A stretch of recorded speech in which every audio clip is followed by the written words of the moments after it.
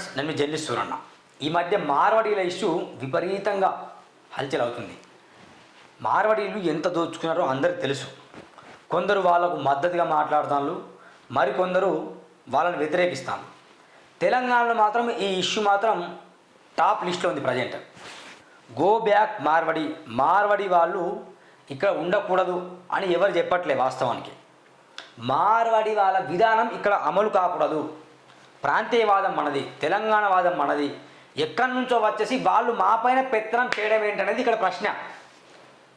అర్థమవుతుందా? ఎక్కడి నుంచో వచ్చేసి ఇక్కడ వాళ్ళు స్థావరాలు ఏర్పరచుకొని మన మీద వాళ్ళు పెత్తనం చెలాయిస్తాను. దశాబ్దాలు జరుగుతుంది. మన దగ్గర ఉన్న వాళ్ళు కొందరు వాళ్ళకు సపోర్ట్గా ఉంటున్నారు. ఎందుకంటే వాళ్ళకు సపోర్ట్గా లేకపోతే వాళ్ళకు ఓట్లు పడవు. ఇది నగ్న సత్యం. అయితే ఈ విషయం మీద టాప్ మోస్ట్ శాటిలైట్ ఛానల్ కంటే ఎక్కువగా మన తొలి వెలుగులో విపరీతంగా హల్చల్ అవుతుంది. రఘు గారు నిజంగా ఈ విషయంలో బాగా ఫైట్ చేస్తాను అన్న, నీకు సెల్యూట్ అన్న. ఎందుకంటే ప్రాంతీయవాదం బ్రతకాలి, తెలంగాణ వాదం బతకాలి. తెలంగాణలో ఎస్సీలు, ఎస్టీలు, బీసీలు ఇక్కడున్న వాళ్ళు కూడా వ్యాపారం చేసుకోవాలి. వీళ్ళు డెవలప్ కావాలనే కాన్సెప్ట్ రగన్నదే కాదు, నాది కూడా అదే కాన్సెప్ట్. ఎక్కడి నుంచో గుజరాత్ నుండి వచ్చేసి మార్వాడీలు ఇక్కడ మొత్తం హోల్సేల్ దుకాణాలు ఏర్పాటు చేసుకొని వాళ్ళకు వాళ్ళే డెవలప్ అవుతాను. మనోళ్ళు కిరాణా కొట్టులో సామం పెట్టుకునే మన ఎస్సీ, ఎస్టీ, బీసీ, మైనారిటీ బిడ్డలు వాళ్ళ దగ్గర వెళ్ళి ఏమైనా కొనుక్కుంటే వాళ్ళు డిస్కౌంట్ చేసి మాకు ఇవ్వరు. వాళ్ళు బాగా లాభం చేసుకుంటూ మాకు నష్టపరుస్తారు. వాళ్ళు అంతటి ఘోరం జరుగుతుంది తెలంగాణలో. బేగం బజార్ కావచ్చు, ఇటు అబిడ్స్ కావచ్చు, బేగం బజార్ కావచ్చు, చార్మినార్ ఏరియాలో కావచ్చు, అటు చూసుకొని మార్వాడీల హోల్సేల్ షాపులు ఎట్లుంటాయంటే ఘోరంగా ఉంటాయి. ఇటు మోండా మార్కెట్లో ఇంకా ఘోరంగా ఉంటాయి. ఇంకా వాళ్ళ షాపులు వాళ్ళే రన్ చేసుకోవాలి. మాలాంటి వ్యక్తులు రోడ్డు మీద అద్దం ఎందుకు కారు పెట్టినావని చెప్తే వాళ్ళు వచ్చి దాడులు చేయాలి. అంటే మనం నోరు మూసుకొని కూర్చోవాలి. ఇదే కదా వాళ్ళ పెత్తనం.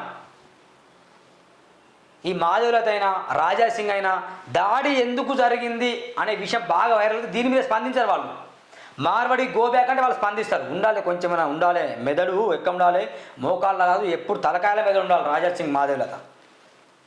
ఈ విషయంలో రఘు గారు నిజంగా మాధవలత పైన లెఫ్ట్ రైట్ వేసుకున్నాడు గట్టిగానే. రాజాసింగ్ కూడా ప్రశ్నించాడు. అంతెందుకు, మన తొలివెల్లి ఛానల్లో మార్వాడీలు చెప్పే వాయిస్ కూడా వాళ్ళు పబ్లిష్ చేశారు. చూడండి, ఓపెన్ చేసి మన తొలివెల్లిని చూడండి. మార్వాడీలు మాట్లాడుతున్న మాటలు కూడా వైరల్ చేశారు. అదేవిధంగా తెలంగాణ శ్యామ్ లాంటి బహుముఖ మేధావులు, భవ్య నేతలు మాట్లాడిన మాట కూడా వైరల్ చేశారు వాళ్ళు. ఆ విషయంలో రఘు గారు కూడా స్పందించారు. 3 కోణాలని వాళ్ళు తెర మీద తీసుకొచ్చారు. Not only one side. Raghu గారి విధానం ఏంటి ఆయన చెప్పిండు. తెలంగాణ శ్యామ్ లాంటి వ్యక్తులు ఏం చెప్తాడు దాన్ని పబ్లిష్ చేసిండు. ఇటు మార్వాడీలు ఏమంటారు దాన్ని పబ్లిష్ చేసిండు. అయితే కొందరు దుర్మార్గులు ఎవరో భాస్కర్ ఆట అలా ఎలాంటి పోస్టులు పెడతారంటే సోషల్ మీడియా కొందరు రఘు ఆట విద్వేషాలు రెచ్చగొడతాడట, ఆ దేశాన్ని విచ్ఛిన్నం చేస్తాడట, ఇది యూట్యూబ్ ఛానల్ని అన్సబ్స్క్రైబ్ చేసుకోండి అని చెప్తాను. చేస్తే చేసుకోండి అన్సబ్స్క్రైబ్. మీకు నచ్చబోయి చేసుకోండి భయ్, మీకు నచ్చబోయి చేసుకోండి. నచ్చిన వాళ్ళు ఆదరిస్తారు. రఘు గారు కిడ్నాప్ అయినప్పుడు ఐక్యభూమిలో అప్పుడు ఎవరు సపోర్ట్ చేశారండి? చేశారు ఎవరైనా సపోర్టు? ఎవరెవరో చిన్న వాళ్ళు సపోర్ట్ చేశారు. తెలంగాణ ప్రజలు సపోర్ట్ చేశారు. తొలి వెలుగు ఛానల్ నుండి ఆయన తీసివేస్తే ఎవరు సపోర్ట్ చేశారండి? అప్పుడు మాట్లాడలే గొంతులు, ఇప్పుడు మాట్లాడుతున్నాడు. మల్లన్న లాంటి వాళ్ళు కావచ్చు, బహుముఖ మేధావులు కావచ్చు, ఆయనకు ఆర్థిక సాయం చేస్తే అప్పుడు మంచిగా ఆఫీస్ సెటప్ చేసుకొని తెలంగాణలో సమస్యలు బయట తీస్తాడు. వందల మంది సమస్యలు ఆయన డైలీ ప్రతిరోజు బయట తీస్తాను. కొన్ని వందలకు మంది వీడియోలు చేస్తాను ఆయన. అతన్ని మీద విమర్శ చేయడం సిగ్గుచేటు. కొంచెమైనా సిగ్గు ఉండాలి మీకు అనిపిస్తుంది. బద్దలు భాషంగా అయితే చెప్తున్నా. ఇదే మైనస్ పాయింట్. మన కోసం మన వ్యక్తి ఫైట్ చేసినప్పుడు ఎంకరేజ్ చేయకుండా, వీలుంటే ఎంకరేజ్ చేయలేక నోరు మూసుకొని కూర్చో. అంతేగాని చెత్త కామెంట్లు, చెత్త పోస్టులు సోషల్ మీడియాలో పిచ్చి చేస్తే మాత్రం ఒళ్ళు వగులుతాయి. ఏంది నాటకాలా? చాలామందికి మొన్న ఎగ్జాంపుల్ చెప్తాం. మొన్న రైతులు అందరు 400 కిలోమీటర్లు నడుచుకుని వస్తున్న రైతులు వస్తుంటే దాదాపు 100 కిలోమీటర్ అయినా ప్రయాణం చేసి వాళ్ళని ఎదుర్కొని కొన్ని వేలు ఖర్చు పెట్టి వాళ్ళకు ఆయన హెల్ప్ చేసింది. ఆయన హెల్ప్ చేసిన ఎక్కడ చెప్పుకోడు వాస్తవంగా. అలాంటి ఎన్నో వీడియోలు ఉన్నాయి ఆయన దాంట్లో. వంశీరామ్ బిల్డర్స్ ఎట్లా దోచుకుంటానో అది కూడా చెప్పిండు. 100 ఎకరాలు ఎట్లా కబ్జా చేస్తానో అది కూడా చెప్తాడు. తెలంగాణ రాష్ట్రాన్ని ఆగం ఎట్లా అవుతుందో అది కూడా చెప్తాడు. రాష్ట్రం ఎట్లా డెవలప్ అది కూడా శాటిలైట్ ఛానల్లో రావట్లేదండి. గొప్ప గొప్ప వార్తలు కావచ్చు, చాలా వార్తలు వస్తుంటాయి. కేవలం ఒక పార్టీకి మాత్రం పని చేస్తలేరు కదా, అన్ని పార్టీల పనితీరు చెప్తాను కదా. ఏమంటారు కొంత దుర్మార్గులు చూపిస్తే మిత్రులారా, ఎంత విడ్డం ఎంత సిగ్గు అనిపిస్తుంది అంటే ఒక్కొక్కరిని చూస్తే తన్నాలనిపిస్తుంది.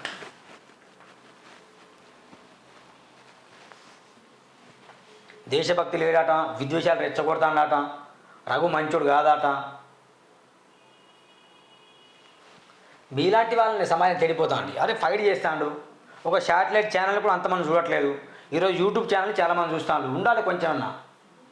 మన కోసం మన వ్యక్తులు ఫైట్ చేస్తున్నప్పుడు వాళ్ళకి ఎంకరేజ్ చేయండి.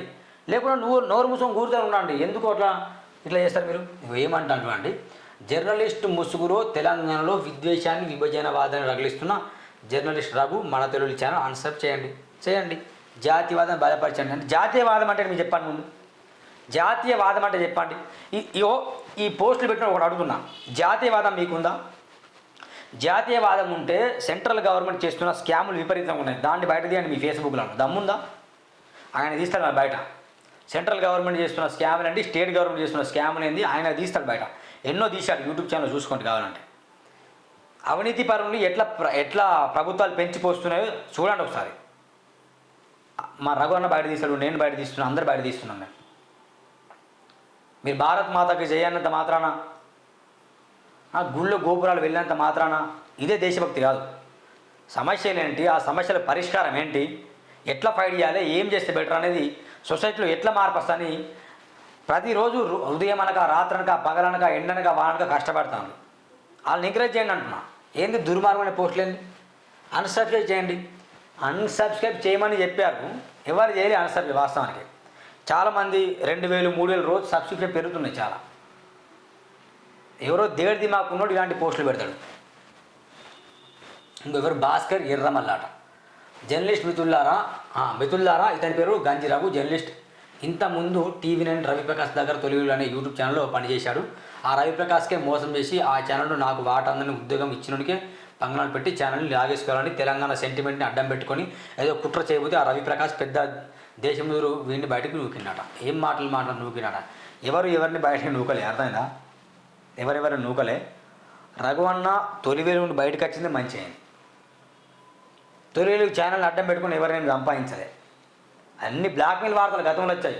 తొలిలో ఉండేట, ఎవరినో బ్లాక్మెయిల్ చేసినట. ఆధారాలు లేవు, అసలు ఆధారాలు లేవు వాటికి. ఏదో చెప్తారు, ఏదో తెలంగాణ వాడిని బీసీ వాడు వీడి తిప్పల వాడి మద్దతు ఇస్తే ఇప్పుడు ఇంకో కొత్త ఛానల్ మన తెలుగు అని సొంత దుకాణం మొదలుపెట్టాడు. సరే పోని అని అందరూ తోచిన విధంగా మద్దతు ఇస్తే అందులో బీజేపీ నాయకులు కూడా ఎక్కువ ఉన్నారు. ఇప్పుడు పక్కా బీజేపీ వ్యతిరేకంగా అందరినీ కూడగట్టి మొన్నటి ఎన్నికల్లో బీజేపీ ఓటమికి కారణమయ్యారు. వీని ఎజెండా దేశ వ్యతిరేకం, హిందూ వ్యతిరేకం, పక్కా అర్బన్ నక్సల్, మహాప్రమాదకారట. ఉండాలి, చెప్పు తీసి కొట్టాలి మీరంటోని. భాస్కర్ ఏం మాట్లాడు కొంచెం అర్థం కావాలి మీకు. ఎక్కడ బీజేపీ వ్యతిరేకంగా పనిచేసిండు? అనుకూలంగా పనిచేయాలి, వ్యతిరేకంగా పనిచేయాలి.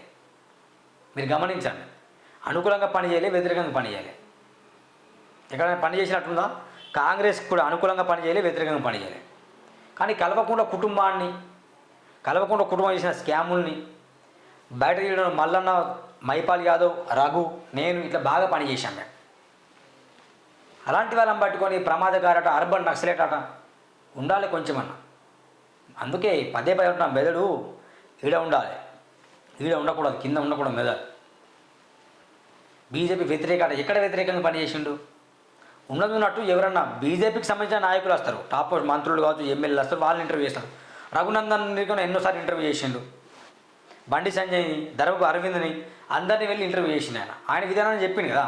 మరి బీజేపీ వ్యతిరేక ఎట్లేదు? కాంగ్రెస్ వాళ్ళని చేసిండు.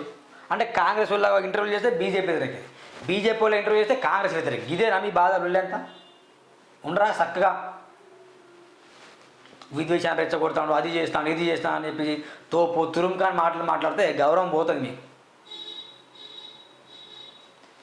ఇప్పుడు మరి తెలంగాణలో మారవడులు ఎట్లా దోచుకుంటాను అది చెప్పారు.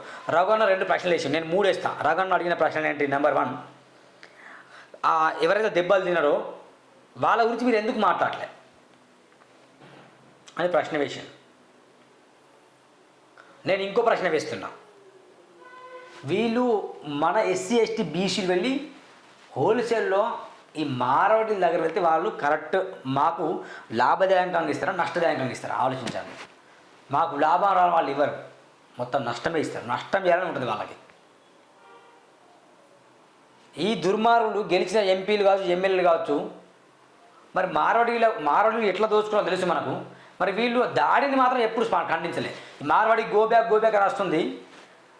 ఇక ఆ విషయం వద్దు వద్దు అన్నట్టు వాళ్ళు మాట్లాడడం తప్ప, దాడి జరిగింది, మార్వాడీలు కొట్టద్దు, మన తెలంగాణ బిడ్డను కొట్టద్దు మాత్రం వీళ్ళు మాట్లాడలే. మాధులు అయితే మాత్రం పిచ్చి పిచ్చి కూతలు కూసింది. రాజాశ్రీ కూడా ఏం మాట్లాడలే. ఎంత దుర్మార్గం అంటే, ఈ వ్యవస్థలో ఎవరు ఫైట్ చేస్తున్నారు, ఎవరు ఫైట్ చేయట్లేదు అని బాగా గమనించాలి. గమనించి ఏం చేయాలి, నిజం ఎంత అబద్ధం ఎంత చూడాలి. చూసిన తర్వాత ఇలాంటి మాటలు మాట్లాడాలి. పిచ్చి పిచ్చి మాటలు కాదు మాట్లాడాలి. ఇట్లా ఏంది విషయం అర్థం కాదు. ఇట్లా ఇంటి మార్కెట్లు. ఇగో మిత్రులారా గమనించండి, తెలంగాణ రాష్ట్రంలో శాటిలైట్ ఛానళ్ళ కంటే ఎక్కువ యూట్యూబ్ ఛానల్ చూస్తాను. దాంట్లో నెంబర్ 1 పొజిషన్లో ఏముంది, మన తొలి రఘు అన్న ఉన్నాడు. నేను అన్నను కూడా సొంత అన్నలా భావిస్తాను, చెప్తున్నా. అన్నది చాలామంది చూస్తారు, నేను కూడా ఫాలో అవుతా. డిఫర్మేషన్లు పంపించిండు, అయినా భయపడలే. 100 కోట్లు డిఫర్మేషన్ పంపించిండు అన్నకి, అన్న భయపడలే. అన్న ఛానల్లో కొన్ని వీడియోలు డిలీట్ చేయించిండు, కోర్టులో కేసు పెట్టి, అయినా భయపడలే. వేరే ఛానల్ పెడతాడు, వేరే ఛానల్ పెట్టుకుని నడిపిస్తాడు. అయినా కూడా కొంత డిఫర్మేషన్ పంపిస్తాను ఇప్పటికీ, అయినా భయపడట్లే. ఇప్పుడు నా మీద కూడా డిఫర్మేషన్ పంపించాను, అయినా భయపడలే. నేను కష్టాలు ఉన్నప్పుడు ఆదుకున్నాడు. అరే ఎవరు ఫైట్ చేస్తారు, ఎవరు ఫైట్ చేయట్లే ఆలోచించండి మిత్రులారా. అలా సపోర్ట్ చేయండి. నిజంగా తెలంగాణ రాష్ట్రాన్ని మార్వాడి వాళ్ళు దోచుకున్నది వాస్తవమే, 100%. ఇప్పటికి దోచుకుంటాను, వాస్తవమే. దోచుకోవట్లేదు వాళ్ళు. వాళ్ళ దుకాణాల దగ్గర మిత్రులారా మనం వెళ్ళి ఎవరు కొనకుండా సరిపోతుంది, వాళ్ళు బరాబర్ వెళ్ళిపోతారు. వాళ్ళు వ్యవహారం ఏంది, ఇక్కడ ఎందుకు కొట్టాలి, మా వ్యక్తిని ఎందుకు కొట్టాలి, వాళ్ళు మా వ్యక్తిపై దాడి ఎందుకు చేయాలి, వాళ్ళు ఆ దాడిని ప్రశ్నిస్తే విద్వేషం, అర్బన్ నక్సలైట్ అని ముద్ర వేస్తారా? దేడు దిమాగాల మీ బద్దలు భాష మీద చెప్తున్నా, ఖబర్దార్. ఎవరు భయపడే రోజులు పోయినాయి. గాంధీవాదం కాదు, ఒక చెంప కొడితే ఇంకో చెంప తిప్పడానికి. మా ఆయుధాలు మా దగ్గర ఉంటాయి, ఖబర్దార్ చెప్తున్నా. ఇంకొకసారి రఘు గురించి ఎవరైనా తప్పుగా మాట్లాడితే బద్దలు భాష మీద అయితే చెప్తున్నా.